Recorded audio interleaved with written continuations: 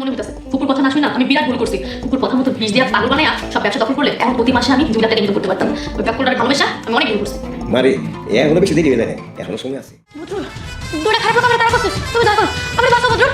আমার মনে তোমার জন্য কোনো দয়া কোনো মায়া নাই। আমার জীবনে তুমি একটা অতীত অধ্যায়। বদরুল ওরা আমাকে মারা। তুমি যে একটা ভালো মানুষ, তুমি যে একটা ভালো মেয়ে, এই কথাটা আমার পরিবারের মানুষ একটু দেরি হলে বুঝতে পারছে। সব আজাইরা কথা মাথা থেকে বাদ দেন। টাকা নিছেন কাজ করেন, দয়া করে রোমান একটু তাড়াতাড়ি ছাড়ানোর ব্যবস্থা করেন। একটা ফোন কল, যেটা বাইরে থেকে সাধারণ মনে হলেও ভেতরে লুকিয়ে আছে বড় ধরনের চাপ, দালালি আর স্বার্থের খেলা। একদিকে ভাই বশিরের ঝামেলা সামলাতে মরিয়া বদরুল, অন্যদিকে স্বামীর বিরুদ্ধে ভয়ঙ্কর ষড়যন্ত্রে নামা মরিয়ম, আর মাঝখানে দাঁড়িয়ে আছে মায়া, যে এখন আর আগের মতো চুপ করে সব সহ্য করে না। বদসুরত ৩৮ এখন এমন এক জায়গায় এসে দাঁড়িয়েছে যেখানে প্রতিটা চরিত্র নিজের স্বার্থে খেলছে, আর সেই খেলায় যে কোনো সময় কেউ হারতে পারে চিরতরে।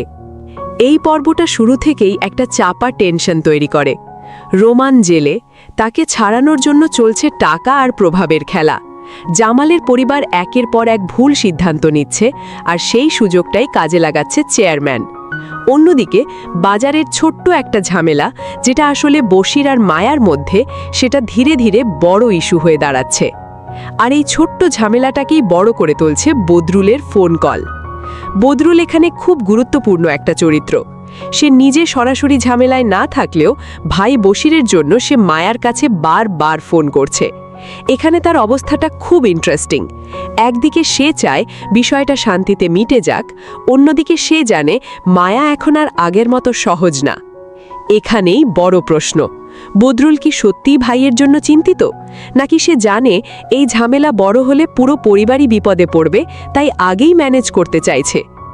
মায়া কিন্তু একদম পরিষ্কার। সে কোনো সুপারিশ, কোনো প্রভাব কিছুই মানতে রাজি না। তার একটাই কথা, ভুল করেছে যে তাকে নিজের ভুল স্বীকার করতে হবে। এই জায়গাটাই পুরো নাটকের একটা শক্তিশালী মেসেজ দেয়। সম্মান ছাড়া কোনো সম্পর্ক টেকে না। এখন ভাবুন, যদি বশির নিজের ভুল স্বীকার না করে, তাহলে কি এই ছোট ঝামেলাটা বড় আইনি সমস্যায় রূপ নেবে? আর তখন বদরুল কি করবে? সে কি আরও নিচে নেমে মায়াকে চাপ দেবে, নাকি সত্যি ভাইকে বুঝিয়ে পরিস্থিতি সামলানোর চেষ্টা করবে? এদিকে নাটকের সবচেয়ে ধূর্ত চরিত্র চেয়ারম্যান। সে এমনভাবে খেলাটা সাজাচ্ছে যেন সবাই তার ওপর নির্ভরশীল হয়ে পড়ে।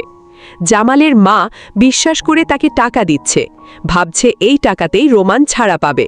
কিন্তু আসল সত্যটা ভয়ঙ্কর। চেয়ারম্যান রহিম মোল্লাকে লুকিয়ে রেখে পুরো মামলাটাকে নিজের হাতে ধরে রেখেছে। মানে মামলা চলবে, টাকা আসবে, আর সে লাভবান হবে। এটা একদম ক্লাসিক প্রতারণা। কিন্তু এই প্রতারণা ফাঁস হলে চেয়ারম্যানের জন্য সেটাই হবে সবচেয়ে বড় ধাক্কা। জামাল এই পর্বে অনেকটাই ভেঙে পড়া একটা চরিত্র। সে বুঝতে পারছে তার জীবনের সবচেয়ে বড় ভুল ছিল মায়াকে অবহেলা করা। এখন সে অনুতপ্ত, কিন্তু পার চারপাশে যারা আছে তারা কেউই আসলে তার ভালো চায় না। তার মা লোভে অন্ধ, তার বর্তমান স্ত্রী মরিয়ম দ্বিধায়, আর তার চারপাশে শুধু স্বার্থপর মানুষ। এই একাকিত্বটাই জামালের জন্য সবচেয়ে বড় বিপদ। এবার আসি সবচেয়ে শকিং অংশে, মরিয়ম ও তার বাবার পরিকল্পনা। এটা এমন একটা টুইস্ট যেটা পুরো নাটকের মোড় ঘুরিয়ে দিতে পারে। নিজের স্বামীকে বিষ খাইয়ে মানসিক অসুস্থ বানানোর পরিকল্পনা। এটা শুধু লোভ না, এটা একদম ভয়ঙ্কর ষড়যন্ত্র। প্রথমে মরিয়ম দ্বিধায় ছিল।